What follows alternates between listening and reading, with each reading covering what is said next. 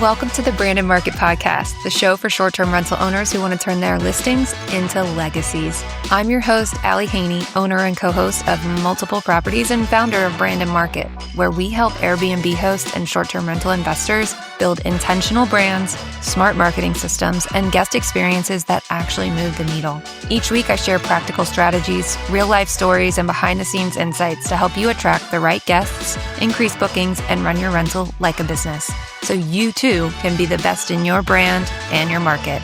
Let's dive in. Hello, and welcome back to another episode of the Brandon Market Podcast. I'm your host, Allie Haney, and today I have a very dear guest with me, Mr. Caleb Haney, my husband. Today is actually his 35th birthday, right? 35? I think so. And we started a tradition last year where on each of my family members' birthdays, my husband and all three of my kids, they get to have their own birthday episode each and every year as kind of a just auditory memento of the year that we've had together. I think the kids probably are a little bit more excited for their feature episode than Caleb is. We're going to go with it because it's a tradition that I really love and hold dear to my heart. So welcome. But you don't do one for you? A birthday episode for me? Yeah. Well, it's like what do I say? Just a reflection on my year? Because I do those episodes. I just don't my birthday's at the beginning of the year. So it kind of automatically lands in a reflective time or season anyway. So I don't know that I speak out loud that it's my birthday, but a lot of the episodes that I record during that time around my birthday are reflective in nature, I guess. Everybody else has got to do it. Dedicate one episode to you. Oh, well, thank you. Maybe I will.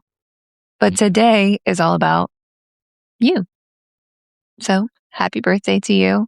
Surprise, you don't know this yet, but our sitter, Miss Katie, said that she would stay late. So we get to have a date night on your actual birthday. Oh, good. No baseball? Oh, I didn't check the roster. I don't think we have baseball. I just put the kids. Probably not. Yeah, I don't think so. Not on Wednesdays. But that's a good call out because we are in that very busy season of life where we're juggling kids and building businesses and your W-2 and all the things. Well, Yeah. Reflecting on the last year, we've had a lot of changes since your last birthday. One of those changes was Luna. Yeah. So, of course, because this is a short-term rental podcast, I'm obviously going to talk to you about short-term rentals and how it seemed from your perspective, because I've done a bunch of episodes on part 1 through, I think, up to part 5, all about Luna and the acquisition process, going to stay there before we even put in an offer, hiring a professional interior designer, all those things, but they're all from my perspective. And you were obviously an integral part in that whole situation and scenario and even ongoing today. So I'm just curious to hear what your side of things is, because I think a lot of our listeners, they do these real estate investments with their spouses as well. And sometimes it's not a viewpoint that gets much airtime, literally and figuratively. So just tell me about what you think. We can start from the beginning. Like when I showed you the property for the first time, this quirky little dome, what was your thought? Yeah, I thought it was interesting. Unique job site. We're drinking bourbon. So maybe it'll loosen them up a little bit. A unique job site. Okay. Yeah. And it turned into a job site. We stayed there the first night, some random Thursday, which happened to be, we learned a lot. Whatever that water filtration system, whatever it is, you're not sleeping through it. At least I didn't. I even went to the other side of the house, tried to get some sleep. But yeah, that was an hour-long thing from 11 to midnight. You got to tell them more about what that system was, because I don't even know that I still fully understand it. Well, in the hour that I had not sleeping, he was up there talking to Chat GPT. Yeah, I think they put it in there on houses that are on wells that have some minerals in there, and instead of having that mineral sit in the pipes and rust out the pipes depending on how old the property is. Every so often, however much, I think it's on time and gallons used, it'll suck everything out of the whole house, put it back through a filter. I think it's a double filter, so it's part of the water that's coming in, it gets filtered, but then after a certain time and gallons, it sucks it all back through the filter, cleans the filter out, and then also refilters the water, pushes it back out. But it's a whole hour-long process to get the whole house done. It's very loud, and you're not sleeping through it, especially when it's in the master bedroom. Yeah, so the master bedroom is at the back of the house, and directly off the master bedroom, there's the laundry room. That's where this like water filtration system thing is. And when we stayed there, there was no physical door or barrier between the bed and the laundry room. It was just like a little curtain that was hanging. And that was like one of the first things that we knew we would have to figure out if we purchased this property, which obviously we did. That was definitely on the list of things that needed to be done, is install a door, because at least that would dampen the sound a little bit. But and it did. It did. Because the last time we were there on a Thursday, it happened again. And we still haven't been able to figure out the timing of it. Like, I know you said it was like somewhat timer, somewhat capacity, but we have not been able to figure it out. We've stayed there for like a week at a time at Thanksgiving, and it didn't go off that entire week. But it just so happened, like we wouldn't even know this thing existed if it didn't go off before we bought it. I think it's every 1,000 gallons. From what I can tell, it's every 1,000 gallons. Twice, 2 Thursdays that we've been there, it's happened on Thursdays. I think it's on a timer as well. Probably once it gets down to 100 gallons or something like that, the next Thursday is when it triggers. Would be my guess. Perhaps something we should figure out. But I mean, we were able to sleep through it this last time. At least I did. I don't know. Maybe I was too tired, but the door definitely helps. Didn't bother the kids at all. They didn't even notice. Yeah. So. Okay. So other than the water filtration system, any other initial thoughts when we visited? A lot of potential. It's already got the fireplace there, which is already set up and nice. The fire pit? Or the fireplace? Yeah, the fire pit. Yeah. I don't think the fireplace actually works. There's like an electric one, but the wood burning one we don't have in commission right now. Yeah, I wouldn't want people burning inside the house anyways. That's fair. No, I mean, it's got a bunch of different buildings. It's really nice having that storage shed there. Allows us to stockpile stuff that we need. It's got a bunch of different buildings that we can build up, use in the future onto the property. It's got 5 acres so that we can add on to it. But even with what we have now, we have several guests that have already stayed. Mm-hmm. The one guest that, he was just in awe of the whole thing. So I have to interject really quickly, is that we have cameras on all of our properties. I've mentioned that on previous episodes, but I hate watching I don't really ever watch the cameras unless I have this sneaking suspicion that somebody might be having too many guests based off of the conversation that we had beforehand. It's mostly a security measure for people when people are not there. Caleb was like, you gotta watch this video.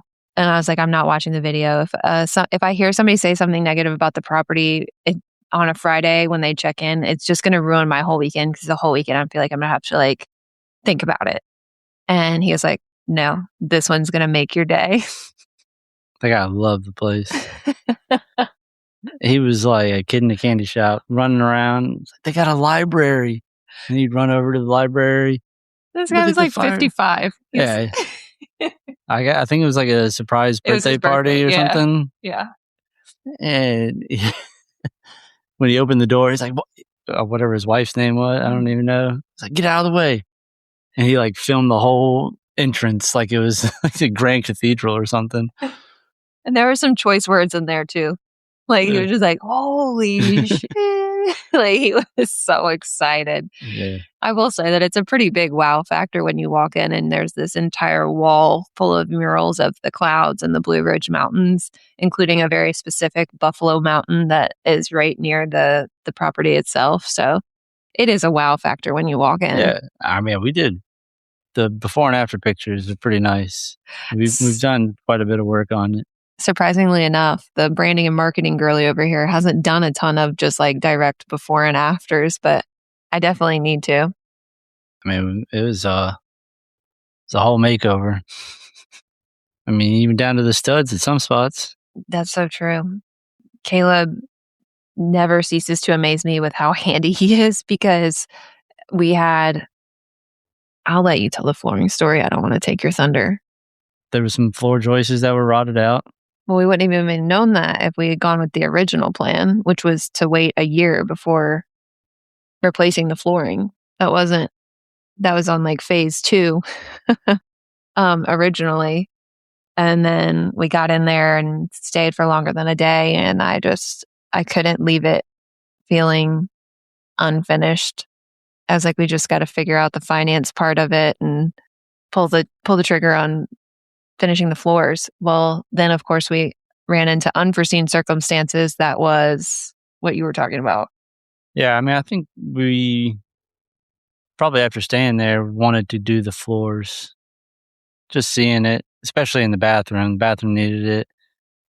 Just how the previous owner didn't seal it up. So there's definitely going to be some moisture under there, which actually the bathroom wasn't nearly as bad as we thought.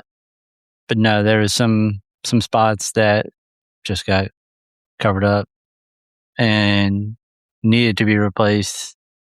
I mean, it doesn't take a hammer to take the whole 2x6 or 2x8, whatever it was, and just crumble it up. I mean, some of it was already crumbled. Like, yeah. you had to fully replace it. No, we didn't. I mean, you can take it apart by hand, and then just had to rebuild the floor joist and the subfloor. These were like all words that I didn't even know, and there was something about, was it like butting them up or sister them up? Sister them up.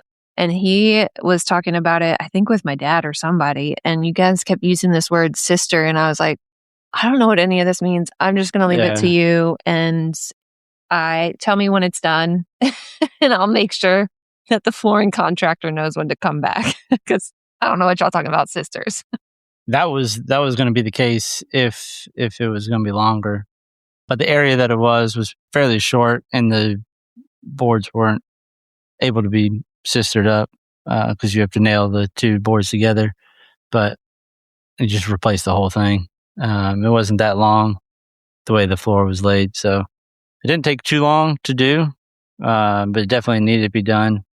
I mean, the floors look great now. They look amazing. Yeah.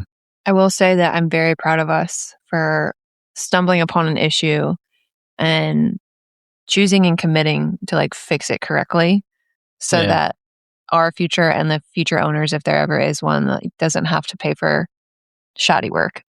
Yeah. No, it's definitely not something that you wanted to patch up. Yeah.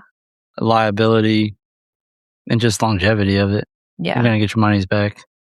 Well, one thing that I don't think I've ever said out loud to you, but it's kind of back to like the time that we stayed at the property before we purchased it. I was like, should we do it? Should we not do it? Like, I don't know. Is this the right time? We had been looking at properties, or I had been looking at properties for, gosh, I don't know how long, a year, specifically specifically looking for a short-term rental more seriously since Level Up, which was in March of 2025. I was still so wishy-washy. Like, we had the money saved for the down payment and everything like that, and I just like couldn't commit to anything. And so when I saw this property and I was like, well, it's an active Airbnb. It says in the listing description for like the sales listing, MLS listing, come stay as a guest to see the experience. And I'm like, should we do it? And you're like, absolutely. Like, you didn't even have an inkling of doubt. We went and stayed at it for one night. It was a one-night reservation. we get back and again, I'm like on the fence, hemming and hawing, like, do we put in an offer? Do we not put in an offer? How do I like underwrite it? How do I figure out whether it's going to be worth it? Blah, blah, blah, all that stuff. And you were the kind of like pushing force of like, let's jump. I don't know that I like properly acknowledge that ever, but because I think a lot of people see me as the face of the short-term rental stuff, but you're certainly pretty active in behind the scenes and in the decision-making process. So thank you. Yeah, you're welcome. No, I mean, seemed like a good thing to do. It was in our price range, already established. A little bit out of our price range after we started doing all the renovations and figuring out what we needed to fix up. But it was in our price range until the floors. Yeah, probably. Yeah, that was a $10,000 reach there. But I mean, I think we're going to make it through to get that money back, and it'll make us money and, help pay for the additions onto the property or future locations. Yeah, I think it's one of those things. It was cheap enough to just rip the Band-Aid off and let's start. Let's figure out what we need to do. It was a cheap enough property to jump in both feet. Yeah.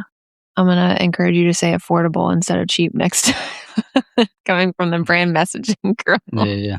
But I have my script in front of me. But one of the main pieces of feedback from everyone that's been to the property, both people that we know and guests, they all compliment the tile in the bathroom. Everybody loves the tile in the bathroom. So the flooring has definitely paid for itself in compliments. 5 stars. 5 star. We do have a perfect 5-star rating. And it's one of those places that you find a good community. We found several people down there that are willing to help any way they can, which is nice being a couple hours away from it. So I don't know that having a property several hours away without the community, community that we have in any of our properties, Kentucky, Fancy Gap, like everywhere. Yeah, that's key to, if you don't have a property management company that is broad and everywhere, find that community in the location. And I will say that, like, the cleaner specifically, they can make or break your short-term rental business, because that impacts you in terms of like communication as the host or the owner, in terms of communication for supplies, in terms of communication for damages that may occur to the property. But it also impacts the guest, because that's what the guest sees, the cleanliness of the property. And I've only ever heard of like horror stories about cleaners. I've not really heard any like really positive stories about cleaners. So I want to take the opportunity to share one or two, really. Both the cleaners for our Kentucky house, the Commonwealth, and Luna in Virginia, we have gotten so very lucky with our cleaners. The cleaner in Kentucky, she's been with us it'll be 4 years in July. And I don't know what I would do without her. She is timely. She is thorough.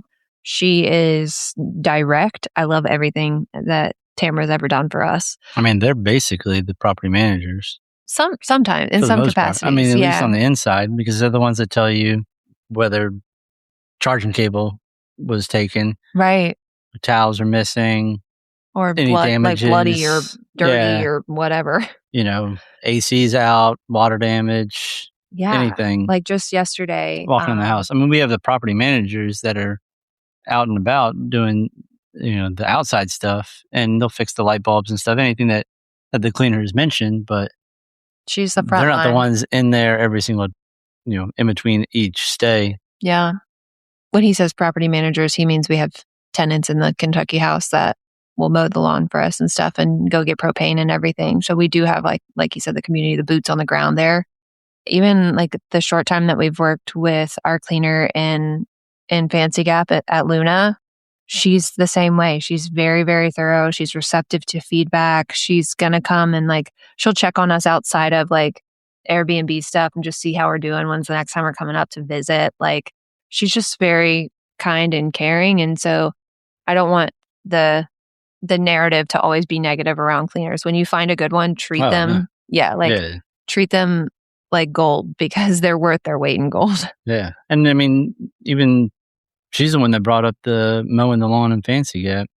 Obviously, it's something on my mind, but sometimes when it's out of sight, it's out of mind, and yeah, you there's forget. Too many other things. Yeah. And in the wintertime, we're coming out of that, so grass is starting to grow now. It needs to be cut.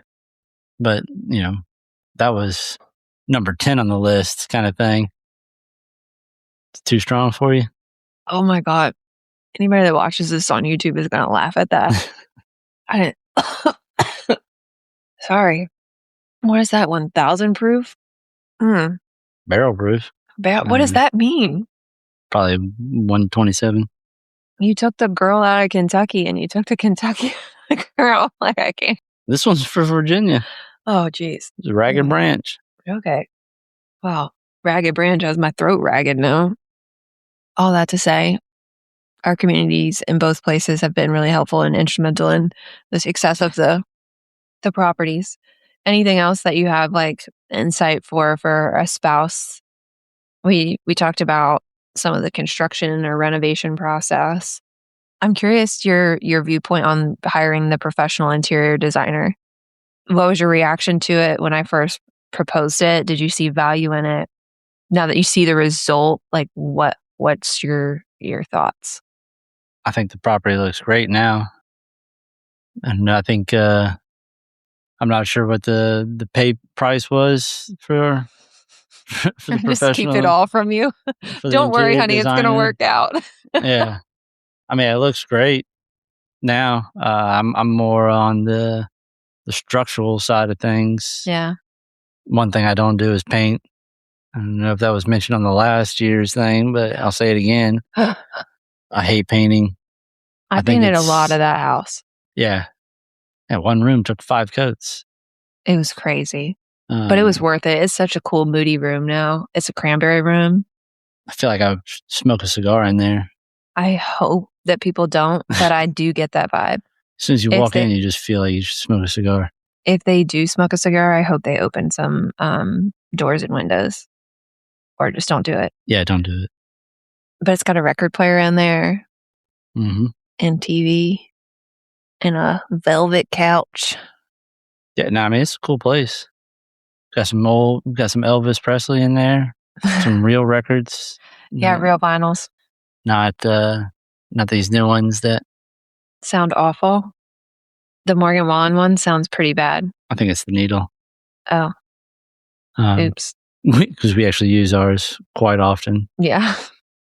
But as far as the professional interior designer, if the couch is comfy, that's all that matters for me. I don't care if it's black, blue, red, or green. I will say, because most likely, if the whole family's coming, extended family as well, that's where I'm sleeping. So, well, I want you to think about the difference between all of the design stuff that I did in Kentucky versus, and how long it took us, versus how quick and what felt like painless on my end for the selections of furniture, wall color, decor, and art, all of the above in Luna. To me, that was the biggest time saver in the entire world. Like, I remember going room by room in Kentucky, and like the Virginia room and had to be in this color palette. The Kentucky room had to be in this color palette, and having like 50 tabs open for each room, and then just hoping that the throw pillows matched the lamp, matched the dresser, matched the nightstand. That was the biggest value and time saver for me. You don't remember that? No, I remember it. Does the pillow match the couch, match the wall? I don't know. We have a blue couch in a cranberry room. Does that match? It does match the overall color palette, yes. Okay. That means nothing to me. You're asking if the pillows match the wall, and does cranberry match blue? I mean, yeah.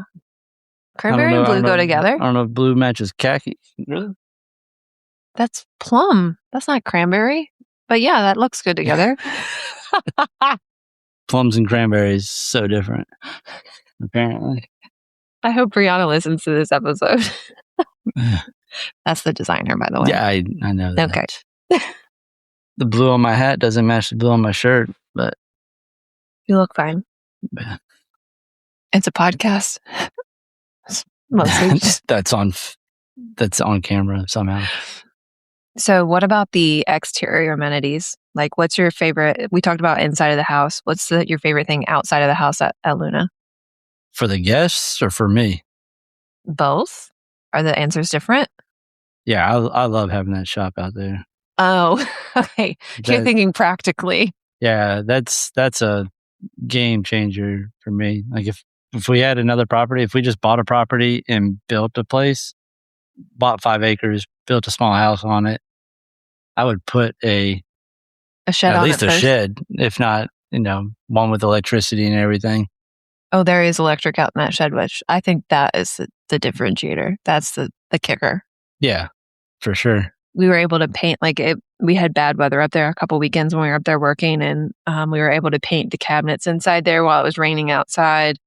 I think there was something else that we did. You made that I cut all thing. I cut all the wood for the floor joists and everything. Built the shelf, built the door for the fence. All that was out there. And I can't remember. I think the door was... I think it was still pretty chilly out there. It was freezing. Yeah. So, that one had electricity. I had the space heater in there. And just being out of the wind and the weather, definitely, I don't know. I would love to have a trailer with electricity. Okay. So practically we know why you liked the shed. You're loving on the shed so much. How about from the guest perspective, which amenity outside is your favorite? The fire pit. Definitely number one. Which is so funny because, to me, sometimes a fire pit's intimidating. I know that I don't even need to have the fire silly. out. That sounds so silly, but if I were there without you, I don't know how to start a fire. Well, that's why we have the starter logs. Right, we got the fire logs for people like me, but But even without fire, I don't need a fire out there with the string lights and how the chairs are set up, and just right next to the babbling brook, like you like to call it. It's just nice to sit out there and be in nature with the string lights. String lights are pretty. It is true. I wish that we do have pictures. I'll link the listing, the direct booking site, in the show notes for you guys to see. But the way the creeks are throughout this property is one of my favorite things about it. And also, it's my favorite thing because it's not something that can be replicated. The way that the dome is, like I said, the master bedroom is on the back side of the dome, and it's a wall full of windows, or 2 walls full of windows on that master bedroom.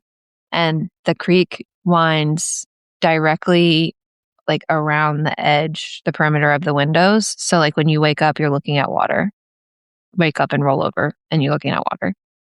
Right outside of the master bedroom door, there is an exterior door outside, a bridge that goes over the creek to the fire pit. And when you're sitting at that fire pit, like Caleb said, it's just, if you're quiet, you hear the crickets and you hear the creek. And it's so peaceful. In fact, when we were there last time, Caleb was kind of picking up stuff outside, and he found a guitar pick. Or was it one of the kids that found it? No, it was a guitar pick at the fireplace. And I was like, God, that's so perfect. That's not even we're not musically inclined people whatsoever. So it wouldn't be a way that I would enjoy the fire pit, but to know that someone did, I can just envision somebody strumming a chord, or I don't know what the word is, but strumming your guitar out there. So peaceful, quiet, very serene. The stargazing dome isn't on the top of your list? I haven't utilized it enough. I mean, You just had to construct it. we built it, had some water issues that hopefully I fixed on the last trip. And then we set up the string lights. So I think that one will be pretty cool. We just had to get out of there before the guests showed up. The last It's a good trip. problem to have. Yeah. But I don't know. I mean, I can't say that the stargazing dome would be. I feel like the stargazing dome is the kids' version of the fire pit. I could see that.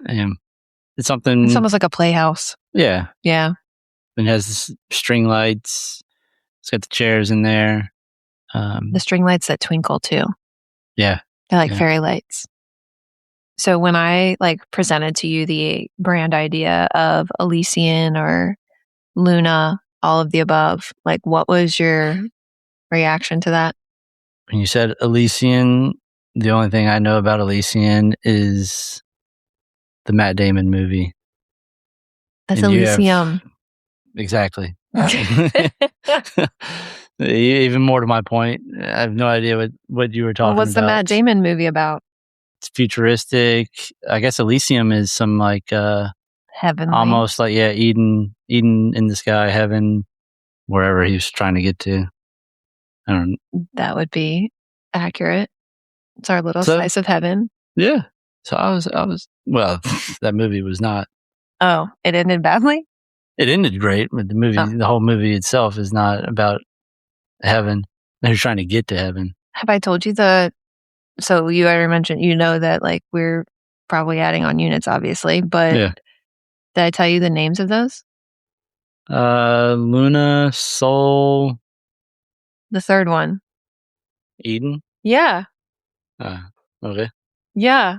So when you said it about the Matt Damon movie, I was like, oh, have I seen that movie before? Is that probably deep somewhere in my subconscious? I don't think I have, though. No, definitely not. You don't watch movies anyways. Well, yeah. So I have the idea for Soul, which is the mirror house. Yep. So we have the sun and the moon on the property together. And then the third one I wanted was the tree house with a whole A-frame version, wall of glass. So it's just looking out into the greenery. So it feels like you wake up and you're in the Garden of Eden, the interior design being really heavily florals and stuff. Will you invest in my idea? I'm there. Both feet in. See how much work it is. Am I building the treehouse? I don't remember if I told you this or not, but I went to the Oud Mirror House thing. Yeah, obviously in that's Houston. Number 2. I want the mirror house to be number 2. Soul. Yeah. I don't know that I've said this on air yet either or not, but one of the main challenges with having that mirror house on the property is the logistics of actually getting it there.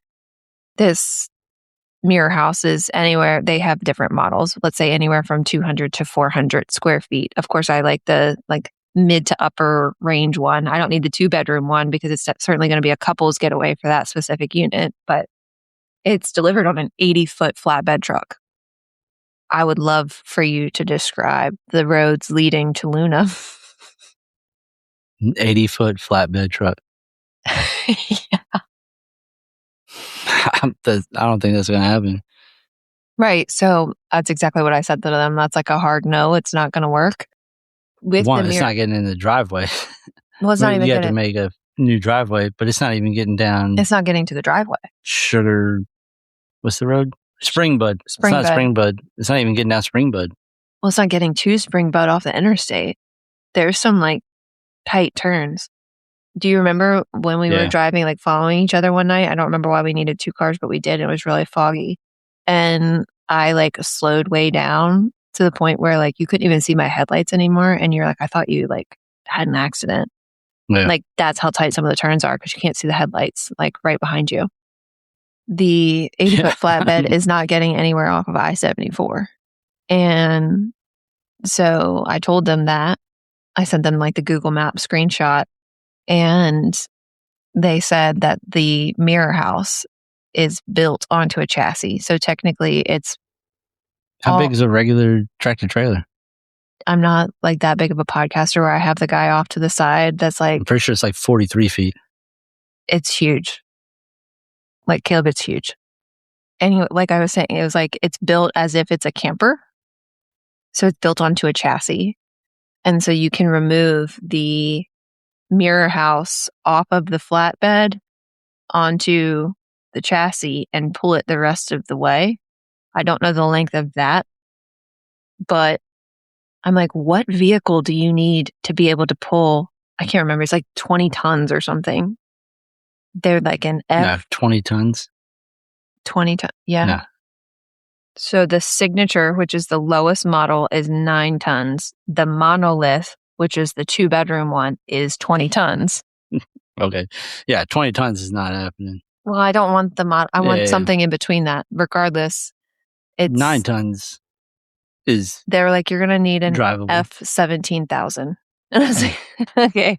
Probably a 650 F650. It was something like that. Yeah. Like outrageous. And not only which that, is pretty much just below the CDL limit. Well, and not only that, but it's pulling it up a mountain. It's going up. It's not like it's Midwest flat. Oh, yeah. I mean, he's going to be in second gear max. So, okay, it's on a chassis. We can pull it there. But once we get it there, we have to have the concrete pad, obviously, like poured and ready, and a crane to lift it. If we want to get it off the chassis, so you can keep it on the chassis, or in order to like put it flat or like 2 feet off the ground for utilities to be run up under it, you have to have a crane there. So it has to be like the logistics of it all in order to like not spend a fortune on the crane, have to all be like timed perfectly. So let's say we don't go that route. We can't get the 80-foot flatbed up there. We are not interested in pulling an F650 with 20 tons on it up a mountain to lift it with a crane and place it. The other option is to buy a kit and build it yourself. They sold that to you? Sold what? At the kit? Yeah. Yeah, I put a down payment on it. No. Like, that's one of their options? Yeah, it's one of my options. How many? Is this like an IKEA kit?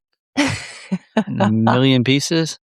I can only imagine you're like basically building a camper. You would have to hire a contractor to do that, right? To run all the lines and stuff. Like, I know you can do it. Like, you've done odds and ends electrical, odds and ends plumbing, odds and ends sistering floor joists. But like, this is like the like glass and stuff. Yeah, I'm assuming that has to be all together. You're going to get 4 sides and then all the interior to build. Yeah. Order it. Between me, Jeremy, and full Dad, send. You got it. Robbie for some muscle, James for the comic relief. You got it. I hope James listens. Robbie doesn't. James is not doing this. So yeah, that's the options to getting Soul. So I don't know if that answers your question, or maybe Eden should be first. I assumed Eden I was putting together. I feel like Eden would be easier than Soul. A whole 4, like the whole thing is glass. I don't see how you wouldn't need a crane for that anyways. You mean I can't just like hold it up? No? Can we hire the Amish to do it? Probably, yeah. So it took like 8 of us to hold up a stud wall. I don't know what that means. Like just the studs. Were you 12? 8th grade. Yeah, exactly. I knew you were I knew you were talking about your parents' house. 8 of us, and there's only 2 12-year-olds. Oh, okay. I just assumed it was you and James and Robbie. No, we weren't even friends then. It was uncles, Mike, Scotty, big dudes. 8 of us. Was I actually holding anything up? Probably not. Probably not. And that didn't have any glass, and that is some solid glass. That's going to be heavy. How are you carrying it there? Carrying it? Yeah. I guess on a 43-foot flatbed. Yeah.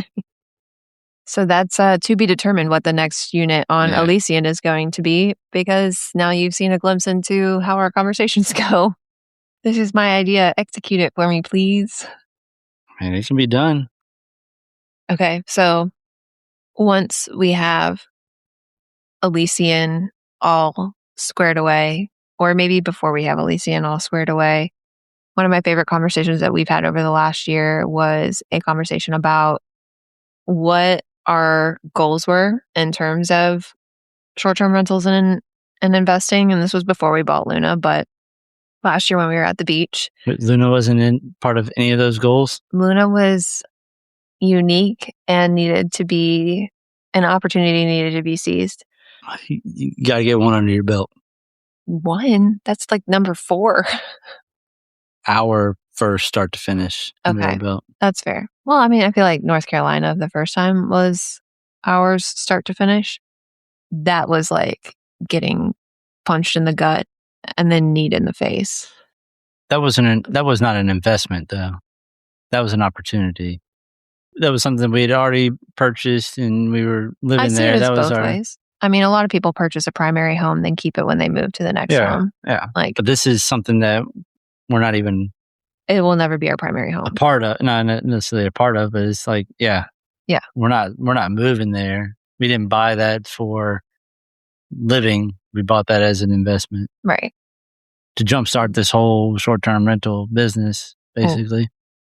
Let me be nice and tell you one of my favorite conversations that we had this year. Mm-hmm. And that was when we were at the beach last June. My parents watched the kids so we could go out on a date night. And we sat. Well, it was a business trip. Business dinner. Okay, a business dinner that we may or may not have written off. One of the questions that I asked you, or one of the dreams that I shared with you, was that because our kids are now getting to be school age, our daughter's in school, Jack's about to start school, and they are on a year-round schedule, which means that they have 4 pretty long breaks. 3 of those breaks are 3 weeks long. One of those breaks is 5 weeks long. And I was like, think about the childhood that they would have if we had 4 different homes, like second homes, that each of those times that they were out for track out, which is what they call it, that we were able to go on a trip to one of our 4 homes. And that was like our tradition every year. Every September we go here. Every December or January we go here, like so on and so forth. I said I would really love to kind of just brainstorm and dream up where we would want those 4 homes to be. None of them are Fancy Gap, Virginia. Which is not 100% true.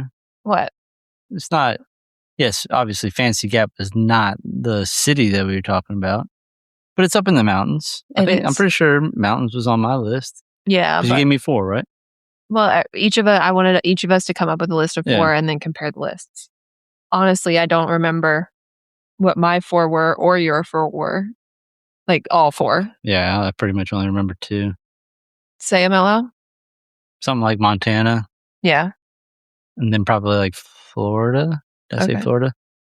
Mountains, like Tennessee, Appalachian, somewhere around there. Okay. And then the 4th one, I don't think I had something by a lake, probably. I don't remember. Okay. I thought one of yours was like Colorado. That was probably the mountain. Oh, If money was no object. Right. Then yeah, sure. Colorado, mountains. Yeah. Yeah. So one of mine was a beach. Yep. I love Outer Banks just because that's where I grew up going. So I said Outer Banks, but when he said Florida, I was like, oh, I could definitely see like a Florida beach house too.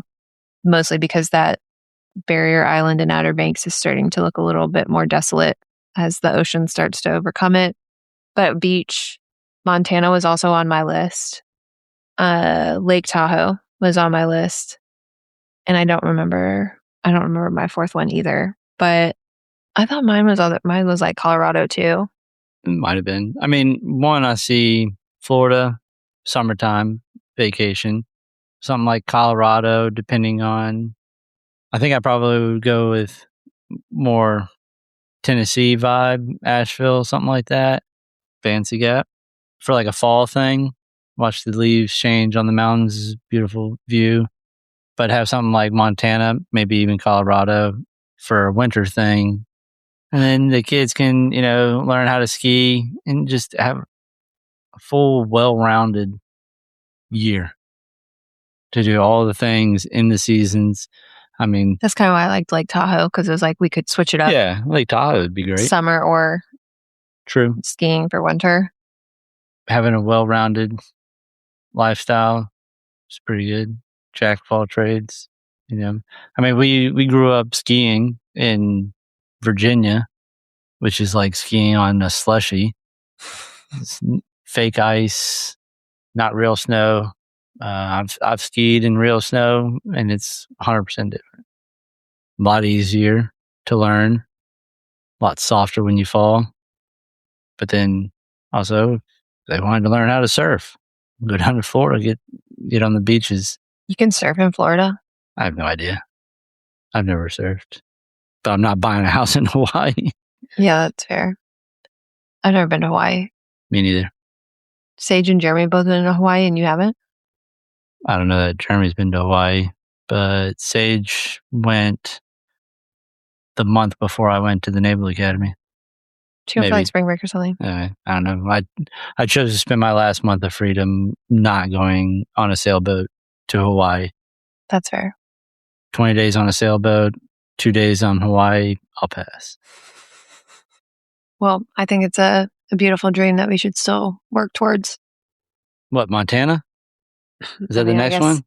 It's on both of our lists. It is on both of our lists. So that would definitely, again, like if you said money was no object, would be the next goal for sure. But we can buy a house in Pensacola for like $300K and also already like make revenue off of it, not only because it's by the beach, but also because it is by a military base.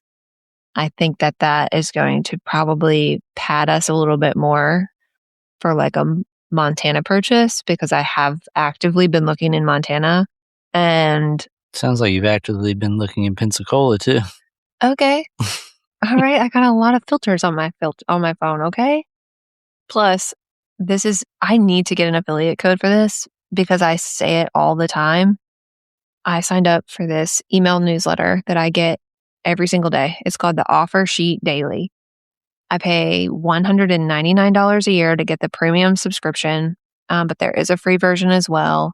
And I get to my inbox anywhere from like 11 to 15 or 16 potential short-term rentals to purchase every single day. The free version is like 3 to 5 rentals, I think. It's active listings that are on the MLS. It like very briefly, quickly underwrites them for you. So at least gives you like kind of ballpark. I will say that it doesn't take restrictions typically into account when it gives you all of those numbers. So you have to do your due diligence on the back end, but it at least gives you a starting point. And it's those properties that have a lot of short-term rental potential that are all across the United States. So technically, I'm not actively looking in Pensacola or Milton, but I see quite a few properties frequently in that email that are like that Gulf Coast of Florida / Alabama. It'd be a good place. I do have the active search on my phone for Montana, like Flathead Lake, Montana area. Mm-hmm. I mean, I'm always looking. I don't know that that'll ever stop. And I try to like kind of pinpoint back to where that started. And I think it was when we moved, like before we moved to Kentucky, because I looked for Kentucky for over 2 years. But I don't remember being like a real estate nerd with like multiple searches set up on my phone to send me notifications before that. Like when we were looking for our house in North Carolina, our primary home, like our first home, like I was starting from scratch, always looking for a good deal. And there are some in Pensacola. I bet. We didn't talk much about Kentucky this past year. We actually did quite a bit of renovations on Kentucky as well. That's true. Tell us about this. We didn't uproot any floors or do any structural upgrades to it, but now have high-speed internet that's reliable and affordable. Look, I need an affiliate code for Starlink too. Got like 5 of them I've installed. I should be a Starlink installer. I have videos of him on multiple roofs installing Starlink all across the country. We're getting ready to start your personal brand. Let's do it. Yeah, right. You don't even have Instagram anymore. But I mean, you did it. You had this whole thing on wallpaper. You know, you went on a wallpaper frenzy. But those rooms look great. Thank you. You know, with that accent wall. That's something that actually, I don't know if a designer did that for you. I actually picked out all of that. So I mean, it looks like it matches to me. Everything matches, and it's really cool. We got a hot tub down there.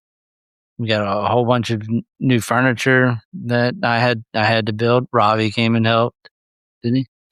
No, I think you did that all on your own. Colin helped a little bit. Yeah. He came over after he got off. But yeah, we spent a whole week there doing renovations on that property. I was so excited about the hot tub. Like Yeah. that felt, for some reason, that made me feel like a real estate investor. Like I took the profits from that property, reinvested them into the property so that we could continue to increase the profits. And just to give you guys numbers, I feel like a lot of people kind of like gatekeep the numbers. I was charging around between $549 and $599 a night prior to any of those improvements that we did over the last year. We just got a booking for over $1,000 a night. I don't even think I told you that yet. It was, I think, $1,018 a night for Kentucky Bourbon Festival weekend. And granted, it is like a big weekend there. Yeah. Because we're on the Bourbon Trail and 25 minutes from like the downtown Bardstown, bourbon capital of the world area. But still, like on off weekends in the middle of the summer, not off weekends, but like not event driven weekends in the middle of summer, we've brought in around $750 a night. And it's just crazy if you actually do your research to see what amenity is going to bring the greatest return. It really does. The data pays. Data pays. So I felt so, I don't know, fulfilled, official, confident when we put that hot tub in and made that order. Like, and you did all the research on that too. I was like, I want a hot tub, but I don't want to have to like do all the research to figure out which one's going to be the best value and everything. I mean, the company that we went with, Bueno Spa. Mm-hmm. I mean, they had it nice because my parents have an Airbnb as well, and he bought himself his own hot tub that he wanted. He got all the specs that he wanted on the hot tub, and he spends every week fixing it because either the guests hit too many buttons, something happened. There's just too many things to go wrong with that hot tub. Whereas they have this, they marketed to short-term rentals. It's like the vacation. It's called the Vacation Spa. It was perfect for us. It's got the lights. It's got the jets. It's got the heat. That's good. It's a hot tub. I'm not sure what else I don't know what my dad put on his spec, but no, I think it's the control thing. It probably is similar in like capabilities. Well, yeah, but I'm assuming that my dad's spec has like 15 different versions of how the jets turn on. Oh, right. But, if I just want to sit down there, and that's the one thing that we haven't been able to do. I mean, we installed it, got it up to temperature and used it one night, but to actually go out there, not work all week and actually enjoy the amenities that we provided to people and utilize them the same way as a guest. Then we can't write it off. Why not? It's market research. I'm just kidding. No, but like this one in particular, the Vacation Spa, we can control from our phone. So if there are, for some reason, we have this big gap in lists in bookings, we can lower the temperature from our phone from here in North Carolina so that we're not paying for the heat bill to like continuously heat it. Or vice versa. Like if we know that a guest is coming in, we can go ahead and set it. It's been so far, like knock on wood, this is going to be our first full season. We installed it in November, and at the time of this recording, it's April. It'll be our first full season, but so far it's been so awesome. And it's so fun because we can charge higher nightly rates for it because we have the amenity. I've tried to like get some feedback from guests that have been there. to see if they've used it. And so many of them were like, we really wanted to use it, but we just didn't have time. It's like, so we can charge more, but ultimately it's not really adding that much to the plate of the people that are mowing the grass and filling the propane. Like, thank you for noting that. You're right. We did spend a whole week there. A lot of upgrades. A lot of upgrades because we had the money to be able to do it. And that's it's a good place to be. I mean, now the people can actually, stream whatever they want instead of having to watch whatever's on Dish. I don't know that I've ever said that out loud on the podcast. So we used to have this internet provider called Viasat, which is essentially maybe a hair higher than HughesNet. It's satellite internet, but it is so slow. We did not have the capability to stream anything. When we lived there for 2 years. I could not, like, if it was too cloudy, I couldn't do a Zoom call. So it like impeded my ability to work virtually or do business. It was awful. And literally in the welcome guide, I'm like, please do not log into Netflix. Please do not use Hulu. We cannot stream. And if you do stream, the next people are going to have to hit dial-up speeds, which are basically non-existent. There's also no service, like cell service at the house. So like, please pay it forward and don't be an asshole and stream all of our data. Now that we have Starlink, shout out to Elon Musk for bringing it to the middle of nowhere in Kentucky and Virginia, because people can stream, people can do Zoom calls. Like, we have all of the capability that a normal. I mean, that was the first thing that we did. I set it up, day one, basically, and then worked remote. While you were there. While I was there. And doing work. Short-term rental work, in addition to W-2 regular work. So it's been a good year. What's been your favorite part? Probably getting the first guest into Luna. Yeah? Yeah. Well, actually, I don't know. Maybe not the first guest. Who was that guy that went all out? I mean, that made my weekend too. Because, we spent all that time putting everything in there, getting everything set up. It's a never-ending list, but getting it to, the 80% to where somebody can stay there and actually enjoy it. And then this guy coming in, they got a library? Get out of the way. Let me film the entrance. Are you serious? Yeah. Look at this fireplace. And that was something that, start to finish, renovate the whole thing. That was us. I will say that was like the first, if we do this podcast in 10 years, that's the first stepping stone for us. Yeah. See, this is why I like doing these. Thank you. And what, the podcast? Yeah. But like, when you say that, like, we got it like 80% the way there, it was probably closer to like 90, 95% the way there. But I always focus on the 5 to 10% that's not done. That's going to be like, that's the thing that the guest is going to say something about. And in reality, what's the 5 to 10%? It's the fact that we haven't painted the pavilion black and it's still just the color that, white and green or whatever. Like, they don't even know that that's a thing. They don't know that I want to paint it black. So like, to them, it's not unfinished, but. Right. Yeah. I mean, it's a fully finished Airbnb, ready to go. Now it's just, like I said, the list is never ending because we're always going to add on to it. Just like Kentucky, the house is immaculate on its own. It's got to have a hot tub, though. And it's got to have a hot tub. It's got to have wallpaper. Hot tub is on the list for Luna too. Yeah. In case you guys were wondering. The I don't even know what it is. The shed thing next to the. Are you back on the shed?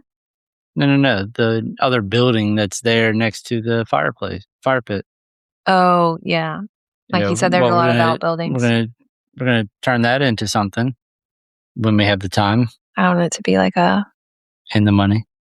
Game room, like a poker table, maybe.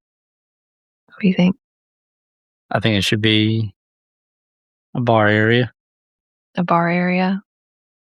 Yeah. You got to think about the ideal guest too. That's like the branding guest experience person of me. Like, part of me is like, we're going to host 6 guests and we have 2-bed, 1-bath with a loft. It's probably going to be a family of like 5 or 6 like us. So, which is what I tailored the entire brand strategy and interior design around. Like, are they going to be using a bar? Just be The dad will. mom and dad at the bar after the kids go to bed. Could be. I mean, but also, the like you said, the poker table or whatever. I mean, the bar is just a little off corner of the room, and then have a table that can be used as a poker game table. Ooh, it could be poker table or like a family game night table. Yeah, game night. I like that. Yeah. There you go. So if the guy decides to have his bachelor party in Fancy Gap and has 6 dudes that want to have a poker night, they can do it. I will say that is certainly not the guest that I designed for. But it's versatile. Okay. Family of 5 playing Candyland. Okay. I hope we have a family of 5. I would prefer the family of 5 over the bachelor party, but to each his own. Yeah, a newlywed couple shows up, bartender, bar lady.